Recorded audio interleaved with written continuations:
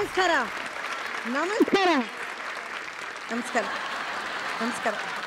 ಯಾಕೆ ಗೊತ್ತಾ, ಇಲ್ಲಿ ನಮಸ್ಕಾರ ನಮಸ್ಕಾರ ಅಂತ ಹೇಳಿದೆ, ಇವ್ರು ಧಾರಾಳವಾಗ ಎಲ್ಲ ಖರ್ಚು ಮಾಡೋದ್ರಿಂದ ಮನಸ್ಸು ಎಲ್ಲ ಧಾರಾಳವಂತೆ. ಇವ್ರಿಗೆ ನಮಸ್ಕಾರ. ಯಾಕಂದರೆ ಜಿಪುಣ್ರಂತೆ, ಅಷ್ಟು ಖರ್ಚು ಮಾಡಲ್ವಂತೆ, ಜೀವನದಲ್ಲಿ ಎಲ್ಲ ಸ್ವಲ್ಪ ಗಟ್ಟಿ ಹಿಡಿತಾರಂತೆ. ಅಯ್ಯೋ, ನಾನು ಭಾಳ ಚೆನ್ನಾಗಿ ನೋಡಿದ್ದೀನಿ ರೀ. ಮದುವೆಯಲ್ಲಿ ಬಂದ್ಬಿಟ್ಟು ಅವ್ರ ಗಂಡ, ಮಕ್ಕಳು, ತಾಯಿ, ತಂದೆ, ನಾಯಿ ಮರಿ ಸಹಿತ ಬಂದ್ಬಿಡ್ತಾರೆ ಊಟ ಮಾಡೋಕ್ಕೆ. ಯಾಕೆಂದರೆ ಕೊಟ್ಟಿರೋದು ಬರೀ 100 ರೂಪಾಯಿ. ಈ 100 ರೂಪಾಯಿ ಗಿಫ್ಟ್ ಕೊಟ್ಟಿದ್ದಕ್ಕೆ 3 ಹೊತ್ತು ಬಂದ್ಬಿಡ್ತಾರೆ. ಜೀವನದಲ್ಲಿ ಧಾರಾಳವಾಗಿ ಖರ್ಚು ಮಾಡಬೇಕಾ ಅಥವಾ ಚಿಪುಣರಾಗಿರೋದು ಒಳ್ಳೇದಾ? ಯಾವುದು ನಮ್ಗೊಳ್ಳೇದು, ದೇಶಕ್ಕೆ ಒಳ್ಳೇದು? ಇವತ್ತು ಮಾತಾಡೋಣ. ಇರೋ ಕೆಲವು ದಿನಗಳಲ್ಲಿ ಕೂಡಿಟ್ಟು ಕಂಜೂಸ್ ಬುದ್ಧಿ ಮಾಡೋರು ಮನೆಗೊಬ್ರು ಇದ್ದೇ ಇರ್ತಾರೆ. ಕೊಟ್ಟಿದ್ದು ತನಗೆ, ಬಚ್ಚಿಟ್ಟಿದ್ದು ಪರರಿಗೆ ಅಂತ ಗಾದೆನೇ ಇದೆ. ಆದ್ರೂ ಕೂಡಿರೋದು ಸ್ವಾರ್ಥ ಅಲ್ಲ, ದೇಶದ್ರೋಹನೂ ಅಲ್ಲ. ಸಾಸಿವೆ ಡಬ್ಬದಲ್ಲಿ ದುಡ್ಡು ಕೂಡಿಟ್ಟು ಮಗನ ಫೀಸ್ ಕಟ್ಟೋ ಅಮ್ಮ ಖಂಡಿತ ಕಂಜೂಸ್ ಅಲ್ಲ. ಕರೆಂಟು, ನೀರು, ಅನ್ನ ಎಲ್ಲ ಪೋಲಾಗ್ತಾ ಇರೋ ಇವತ್ತಿನ ದಿನ ಕೂಡಿರೋದೇ ಜಾಣತನ. ನೆನ್ನೆಗೆ, ನಾಳೆಗೆ ಅಂತ ಇವತ್ತನ್ನ ಎಂಜಾಯ್ ಮಾಡೋ ಧಾರಾಳಿಗಳಿಗೂ ಕೂಡ ಕೊರತೆ ಇಲ್ಲ. 22 ಜನ ಧಾರಾಳಿಗಳು, 22 ಜನ ಜಿಪುಣರು ಒಂದೇ ಕಡೆ ಸೇರಿದ್ರೆ ವಿಶೇಷ ಇದ್ದೇ ಇರುತ್ತೆ. ಆ ವಿಶೇಷ ಏನು ಅಂತ ನೋಡೋಣ ಬನ್ನಿ. ಇವಾಗ ತಾನೇ ಹೇಳಿದ್ರಲ್ಲ ಮೇಡಮ್, ನೀವು ಮದ್ವೆಗೆ ಬಂದರೆ ಅವ್ರ ನಾಯಿ ಮರಿ ಸಮೇತ ಎಲ್ಲಾರನ್ನೂ ಕರ್ಕೊಂಬರ್ತಾರೆ ಅಂತ ಅಂದ್ಬಿಟ್ಟು. ಯಾಕೆ ಅಂದರೆ ಅವ್ರು ಕರೆದಿರೋರು ತುಂಬ ಧಾರಾಳವಾಗಿ ಕರೆದಿರ್ತಾರೆ. ಸೊ ಅದಕ್ಕಾರ ರೆಸ್ಪೆಕ್ಟ್ ಕೊಟ್ಬಿಟ್ಟು ನಾವು ಧಾರಾಳವಾಗೇನೆ ನಮ್ಮ ಫ್ಯಾಮಿಲಿ ನಾವು ಉಳಿಸೋದಕ್ಕೋಸ್ಕರ ನೀವೆಲ್ಲರೂ ಬನ್ನಿ ಅಂತ ಹೇಳಿದ್ರೆ ಧಾರಾಳ ತಂದಿಂದ ಕರೆದಿರ್ತಾರೆ. ಅಕ್ಕಪಕ್ಕ ಮನೆಯವ್ರನ್ನೆಲ್ಲ ಕರ್ಕೊಂಡು ಹೋಗೋದ್ಯಾ? ಅವರು ಬಂಧು ಮಿತ್ರರೊಡನೆ ಅಂತ ಅಲ್ಲಿ ಸೆಂಟೆನ್ಸ್ ಹಾಕಿರ್ತಾರಲ್ಲ ಮೇಡಮ್, ಅದಕ್ಕೋಸ್ಕರ ಬಂಧು ಮಿತ್ರರೊಡನೆ ಹೋಗ್ಬೇಕು. ಯಾವ ಖರ್ಚು ಮಾಡ್ತೀರಾ ರಶ್ಮಿ ತಾವು? ನಾನೇನಿಲ್ಲ, ಶಾಪಿಂಗ್ ಎಲ್ಲ ಹೋಗೋದು ಸ್ವಲ್ಪ ಕಮ್ಮಿನೇ. ಊಟಕ್ಕೆ ರೇಷನ್ ಎಲ್ಲ ಧಾರಾಳವಾಗಿ ತೊಗೊತೀನಿ. ಅಷ್ಟು ಬಿಟ್ಟರೆ ಬಟ್ಟೆಗಿಡೋದು ಸ್ವಲ್ಪ ಕಮ್ಮಿನೇ. ದುಡ್ಡು ಕೊಟ್ಟರೆ ಒಡವೆ ಅಂಗಡಿಗೂ ಧಾರಾಳವಾಗಿ ಖರ್ಚು ಮಾಡ್ತೀನಿ. ರೀಸೇಲ್ ವ್ಯಾಲ್ಯೂ ಇರುತ್ತೆ. ರೀಸೇಲ್ ವ್ಯಾಲ್ಯೂ ಇಲ್ಲ ಅಂದ್ರೆ ತಗೋಬಾರ್ದು. ನಾನು ನಿಮ್ಮ ಸೈಡೇ. ನೀವು ಸರ್ ನೀವೇನು ಮಾಡ್ತೀರಾ ಸರ್? ನಂದು ಫೈನಾನ್ಸ್. ಫೈನಾನ್ಸ್ ಅಂದ್ರೇನೆ ಜಿಪುಣ್ರು ಅಂತ ಅರ್ಥ ಆಗೋಯ್ತು. ಅಲ್ಲ, ಅದಕ್ಕೆ ಜಿಪುಣ್ತನದ ಬಗ್ಗೆ ಹೇಳಕ್ ನಾನು ಇಷ್ಟಪಡ್ತಾ ಇದ್ದೀನಿ. ನಿಮ್ಮ ವೈಫ್ ಎಲ್ಲಿ ಸರ್ ಇದ್ದಾರೆ? ಅಲ್ಲ, ಎದುರುಗಡೆ ಇದೆ. ನಮಸ್ಕಾರ ಮೇಡಮ್. ಓ, ಗೊತ್ತಾಯ್ತು. ಜಿಪುಣತನ ಅನ್ನೋದೇ ಆರಂಭದ ಒಂದು ಫೌಂಡೇಶನ್ ಅಂದ್ರೆ ಜಿಪುಣತನ. ಮನುಷ್ಯ ಏನನ್ನೇ ಆಗಲಿ ಉಳಿಸಿದ್ರೇ ಬೆಳೆಸೋಕ್ಕೆ ಸಾಧ್ಯ, ಉಳಿಸ್ದೇನೆ ಏನು ಬೆಳೆಸೋಕ್ಕೆ ಸಾಧ್ಯ ಇಲ್ಲ. ಮತ್ತು ಯಾವುದೇ ಆಪತ್ತು ಸಮಯದಲ್ಲಿ ಪರಿಹಾರವಾಗಿ ಉಪಯೋಗಿಸೋದೇ ಜಿಪುಣತನವನ್ನು. ನೀವೀಗ ನೋಡಿ, ಪೆಟ್ರೋಲ್ ಸಿಗ್ತಾ ಇಲ್ಲ, ಹೇಳೋದು ಎಲ್ಲ ಮಿತವ್ಯಯವಾಗಿ ಪೆಟ್ರೋಲನ್ನು ಬಳಸಿ. ಕರೆಂಟ್ ಉತ್ಪತ್ತಿ ಆಗ್ತಿಲ್ಲ, ಮಿತವ್ಯಯವಾಗಿ ಕರೆಂಟ್ ಬಳಸಿ. ಎಲ್ಲ ಕಡೆ ನೋಡಿದಾಗಲೂ ಆಪತ್ತು ಕಾಲದಲ್ಲಿ ರಕ್ಷಣೆಗೆ ಬರುವಂಥದ್ದು ಜಿಪುಣತನನೇ. ಜಿಪುಣತನದಿಂದನೇ ನಾವು ಬೆಳೆಯೋಕ್ಕೆ ಸಾಧ್ಯ. ನಾನು ಜಿಪುಣತನವಾಗಿ ಮಾತಾಡದೇ ಇದ್ರೆ ಬೆಳೆಯೋಕ್ಕಾಗತ್ತಾ ಈ ಶೋ ಅಲ್ಲಿ? ಅದನ್ನ ಆಲೋಚನೆ ಮಾಡ್ಕೋತಾ ಇದ್ದೀನಿ. ಹೆಚ್ಚು ಮಾತಾಡೋರನ್ನ ಒಪ್ಕೊಳಲ್ಲ, ಕಡಿಮೆ ಮಾತಲ್ಲಿ ಪರಿಣಾಮಕಾರಿಯಾಗಿ ಮಾತಾಡೋರನ್ನ ಒಪ್ಕೊಳ್ತಾರೆ. ಯಾವ್ಯಾವ್ದಲ್ಲಿ ಉಳಿಸ್ಬೇಕು, ಏನೇನು ಉಳಿಸ್ತೀರಾ ತಾವು? ಪಾಕೆಟ್ ಮನಿ ಏನಾದರೂ ಕೊಟ್ಟರು ನಾನು ಅದನ್ನ ಇಟ್ಕೊಂಡಿರ್ತೀನಿ. ಆಚೆ ಗೋಲ್ಗಪ್ಪ ಈ ನೋಡಿದ ತಕ್ಷಣ ಸ್ಲಿಪ್ಪರು, ಡ್ರೆಸ್ಸು ಅಂತ ಏನು ಖರ್ಚು ಮಾಡಲ್ಲ. ಬ್ಯೂಟಿ ಪಾರ್ಲರ್ ಎಲ್ಲ ಬೇಕಾಗಿಲ್ಲ? ಇಲ್ಲ, ಹೋಗಲ್ಲ. ಫುಲ್ ಜಿಪುಣತನ. ನಾನು ಏನು ಜಿಪುಣತನ ಮಾಡಲ್ಲ. ಆ ಥರ ದುಡ್ಡು ಸೇವ್ ಮಾಡಿ ಏನೇನು ಮಾಡಿದ್ದೀರಾ? ಫ್ರೆಂಡ್ಸ್ಗೆ ಏನು ಕೊಡ್ತೀರಾ? ಫ್ರೆಂಡ್ಸಿಗೆ ಏನೋ ಕೊಡ್ಸೋದು ಅಂದರೆ ಬರ್ತಡೇ ಗಿಫ್ಟ್ ಅಂತ ನೋಡಿದ್ರೆ ಕೊಡಿಸ್ತೀನಿ. ಬೇರೆ ಯಾರಾದ್ರು ನಿಮ್ಗೆ ಕೊಟ್ಟಿದ್ದನ್ನ ಮತ್ತೆ ಕೊಟ್ಬಿಡ್ತೀರಾ? ಹಂಗಲ್ಲ ಮಾಡೋದು. ಭಾಳ ಜನ ನೋಡ್ರಿ, ಅವ್ರಿಗೆ ಗಿಫ್ಟ್ ಕೊಟ್ಬಿಟ್ಟಿರ್ತಾರೆ, ಅದು ರೊಟೇಟ್ ಆಗ್ತಾನೆ ಒಂದು ಕೊನೆಯಲ್ಲಿ ನಮಗೆ ಬರುತ್ತೆ. ಇದೆಲ್ಲೋ ನಾನು ನೋಡಿದ್ದೀನಲ್ಲ ಅಂದ್ರೆ ನಾವೇ ಕೊಟ್ಟಿರ್ತೀವಿ. ಆ ರೀತಿ ಮಾಡ್ತೀರಾ? ಇಲ್ಲ, ಆ ರೀತಿ ಮಾಡಲ್ಲ. ನಾನು ಸಾಮಾನ್ಯವಾಗಿ ಎಲ್ಲದರಲ್ಲೂ ಜಿಪುಣತನ ಮಾಡ್ತೀನಿ. ಒಂದು ದಿವಸ ಸ್ನಾನ ಮಾಡ್ತೀರಾ? ಒಂದ್ ದಿವಸ ಮೇಡಮ್ ಬೆಳಿಗ್ಗೆ ಸ್ನಾನ ಮಾಡ್ತೀನಿ. ಅದ್ರಲ್ಲೂ ಜಿಪುಣತನ? ಇಲ್ಲ, ಸೋಪ್ ಖರ್ಚಾಗುತ್ತೆ ಅಂತನಾ, ನೀರ್ ಖರ್ಚಾಗುತ್ತೆ ಅಂತ? ಅದ್ರಲ್ಲೆಲ್ಲ ನಾನು ಜಿಪುಣತನ ಮಾಡಲ್ಲ. ಸೋಪು ನೀರೆಲ್ಲ ಧಾರಾಳವಾಗಿ ಬಳಸ್ಕೋತೀನಿ. ಮತ್ತೆ ಜಿಪುಣತನ ದುಡ್ಡಲ್ಲಿ ಮನೆ ರೇಷನ್ ತರದ್ರಲ್ಲಿ ಅದ್ರಲ್ಲಿ ಮಾತ್ರ? ಅದ್ರಲ್ಲಿ ಜಿಪುಣತನ. ಬಟ್ಟೆಗಳು ಜಾಸ್ತಿ ತಗೊಳಲ್ಲ. ನಿಮ್ಮ ಯಜಮಾನ್ರು? ಮೇಡಮ್ ಮದ್ವೆ ಆಗಿಲ್ಲ. ಮದ್ವೆ ಆಗಿಲ್ಲ, ಆಯ್ತು. ಅವ್ರಿಗೆ ಒಂದ್ ಖರ್ಚು ಕಮ್ಮಿ ಆಯ್ತು. ನಿಮ್ಮನ್ನ ಜಿಪುಣ್ರು ಅಂತ ಯಾತಕ್ಕೆ ಹೇಳ್ತಾರೆ? ನಾನು ಯಾರಾದ್ರೂ ಹೇಳಿದಾರೆ, ಆಲ್ಮೋಸ್ಟ್ ತುಂಬಾ ಜನ ಹೇಳಿದ್ದಾರೆ. ಯಾವ ರೀತಿ, ಯಾತಕ್ಕೋಸ್ಕರ ಹೇಳ್ತಾರೆ? ಅಂದ್ರೆ ನಾನೀಗ ಒಂದು ಡ್ರೆಸ್ ಹೊಲಿಯಕ್ಕೆ ಕೊಡ್ತೀನಿ ಅಂತ ಹೋದ್ರೆ ನನ್ನ ಹಸ್ಬೆಂಡ್ ಇಷ್ಟು ರೇಟ್ ಅಂದ್ರೆ ನಾನು ಅದ್ರ ಹೇಳ್ತೀನಿ, ಕಮ್ಮಿ ಮಾಡ್ಕೊಳ್ಳಿ ಅಂತ ಹೇಳ್ತೀನಿ. ನನ್ನ ಹಸ್ಬೆಂಡ್ ಹಂಗಲ್ಲ, ಪರವಾಗಿಲ್ಲ ಕೊಡು ನೀನು ಅಂತ ಹೇಳ್ತಾರೆ. ಅಷ್ಟು ಬೇರೆ ಮಾತಾಡ್ಲಿಲ್ಲ ಅಂದ್ರೆ ಚೆನ್ನಾಗಿರಲ್ಲ ರೀ. ಒಂದು ತರಕಾರಿ ತಗೊಳ್ಳೋದಾದ್ರೂ ಕೊನೆಯಲ್ಲಿ ಅವನು ಕೊತ್ತಂಬರಿ ಸೊಪ್ಪು ಕೊಡ್ಲಿಲ್ಲ ಅಂದ್ರೆ ಮಾತಾಡ್ಬೇಕು, ಅದು ಕೊಡು ಅಂತ. ಇಲ್ಲಾಂದ್ರೆ ಚೆನ್ನಾಗಿರಲ್ಲ. ಆ್ಯಕ್ಚುಲಿ ಜಿಪುಣತನ ಅಂದರೆ ನಾವು ದುಡ್ಡನ್ನು ಉಳಿಸ್ಲೇಬೇಕು. ಜಿಪುಣತನ ಅಂದರೆ ಆರೋಗ್ಯದಲ್ಲಿ ಸ್ನಾನ ಮಾಡೋದು ಇದೆಲ್ಲ ಮಾಡೋದಲ್ಲ, ಅದು ನಮ್ಮ ಆರೋಗ್ಯ ನಮ್ಗೆ ಇಂಪಾರ್ಟೆಂಟು. ಜಿಪುಣತನ ಅಂದರೆ ದುಡ್ಡಿನ ವಿಷಯದಲ್ಲಿ. ಇವಾಗ ನಾವು ಎಂಟೈರ್ ಮಂತ್ ನಾವು ಕೆಲಸ ಮಾಡ್ತೀವಿ, ಕಷ್ಟಪಟ್ಟು ಕೆಲಸ ಮಾಡ್ತೀವಿ.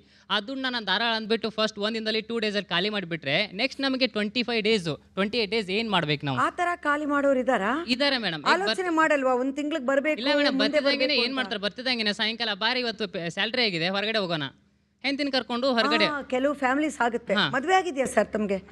ನೀವು ಹೆಂಡತಿನ ಎಷ್ಟು ಸತಿ ಹೊರಗಡೆ ಕರ್ಕೊಂಡು ಹೋಗಿದ್ದೀರಾ ಸರ್? ನಾನು ಸಂಡೇಗೊಮ್ಮೆ ಕರ್ಕೊಂಡು ಹೋಗ್ತೇನೆ.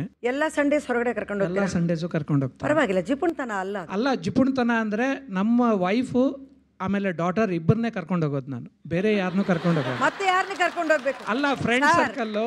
ನಿಮ್ಮ ವೈಫ್ನೇ ಸರ್ ಕರ್ಕೊಂಡು ಹೋಗ್ಬೇಕು.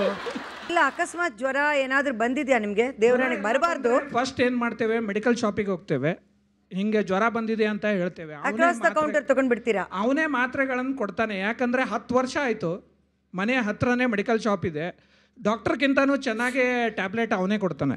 ಅಕಸ್ಮಾತ್ ಅಲರ್ಜಿ ಆದರೆ ನಿನ್ನೆ ತಗೊಂಡಿದ್ದ ಟ್ಯಾಬ್ಲೆಟ್ ಇವತ್ತು ಸರಿ ಹೋಗಲ್ಲ. ಅಲರ್ಜಿ ಆದರೆ ನೀವೇ ಏನಾದರೂ ಕಷಾಯ ತೊಗೊಂಡ್ಬಿಡ್ತೀರಾ?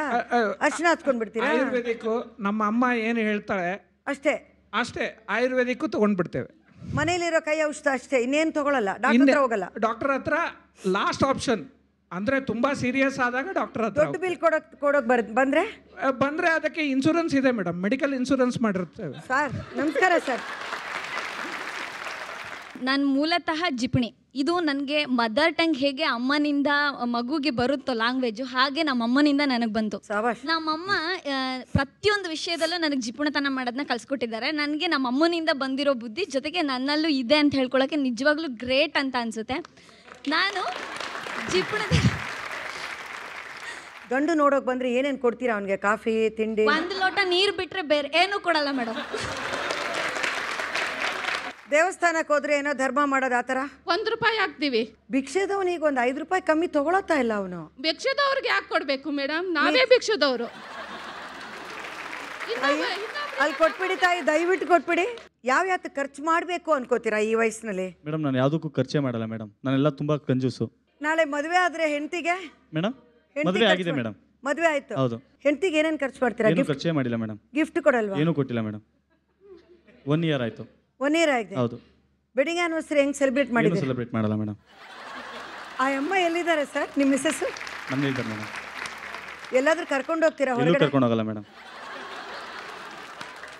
ಸ್ವಲ್ಪ ಇವರಿಗೆ ಕ್ಲೋಸ್ ಅಪ್ ಹಾಕ್ರಪ್ಪ, ನೋಡೋಣ ಇವ್ರ ಮುಖ, ಇಡೀ ಕರ್ನಾಟಕ ನೋಡ್ಲಿ ಇವ್ರ ಮುಖನ. ನಿಮ್ಮ ಹೆಸರು ಏನಂದ್ರಿ? ಅರುಣ್ ಅಂತ ಮೇಡಮ್. ಅದು ಚಿಕ್ಕದಾಗಿದೆ, ಅರುಣ್ ಅಂತಾನೆ, ಇಷ್ಟು ದೊಡ್ಡದಿಲ್ಲ.